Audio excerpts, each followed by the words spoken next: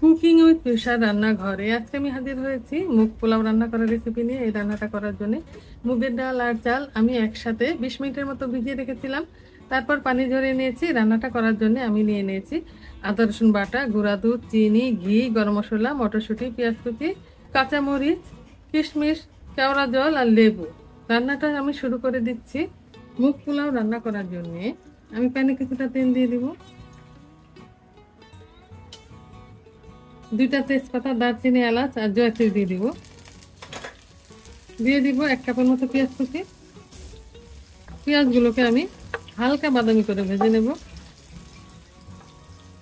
পেঁয়াজগুলোকে আমি হালকা বাদামি করে ভেজে নিয়েছি। এবার এখানে 1.5 টেবিল চামচ পরিমাণ আমি আদা রসুন বাটা দিয়ে দিলাম আর স্বাদ মতো লবণ দিয়ে দিব। কিছুক্ষণ আমি ভেজে নেব। এবার আমি পানি দিয়ে দেব। 4 কাপ চাল আর 1 কাপ ডাল হলো 5 কাপ। আমি 6 কাপ পরিমাণ পানি মেপে নিয়েছি। যে কাপ দিয়ে আমি চাল ডাল মেপেছি ওই কাপ দিয়ে আমি পানি মেপেছি। এবার পানি দিয়ে দেব আর পানি ফুটে উঠলে আমি চাল দিয়ে দেব।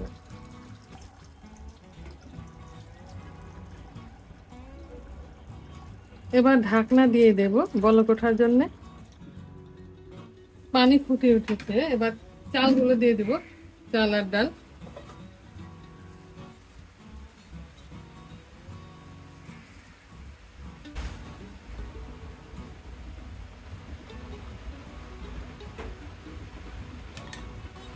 রান্নার এই পর্যায়ে আমি কিছুটা লেবুর রস দিয়ে দিব।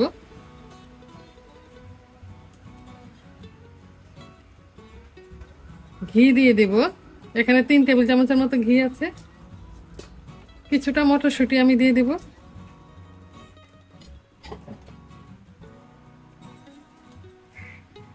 কিছুক্ষণ আমি রান্না করে নেব।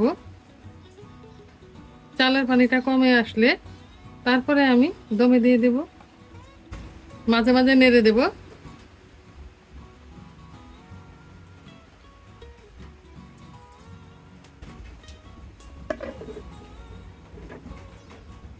তিন মিনিটের মতো আমি ঢাকনা দিয়ে রান্না করব। 3 মিনিটের মতো ঢাকনা দিয়ে আমি রান্না করেছি, আর ঢাকনা দেব না। চালের পানি অনেকটাই টেনে আসছে। রান্নার এই পর্যায়ে আমি এখানে দিয়ে দিব 1/2 কাপের মতো গুঁড়া দুধ আর 1 টেবিল চামচ পরিমাণ চিনি। দিয়ে দিব কিছুটা কিশমিশ আর কাঁচামরিচ। দিয়ে দিব কিছুটা কেওড়া জল। এবার চুলার আঁচটা একদম কমিয়ে দিব, নিবু নিবু করে দিব আর দমে দিয়ে দিব 10 মিনিটের জন্য। তবে 5 মিনিট পরে আমি অবশ্যই একটা নাড়া দিয়ে দিব। এবার আমি ঢাকনা দিয়ে দিব। 10 মিনিটের জন্য আমি দমে দিয়েছিলাম, মাঝখানে একবার নাড়া দিয়ে দিয়েছি। পোলাও রান্না আমার কমপ্লিট হয়ে গিয়েছে।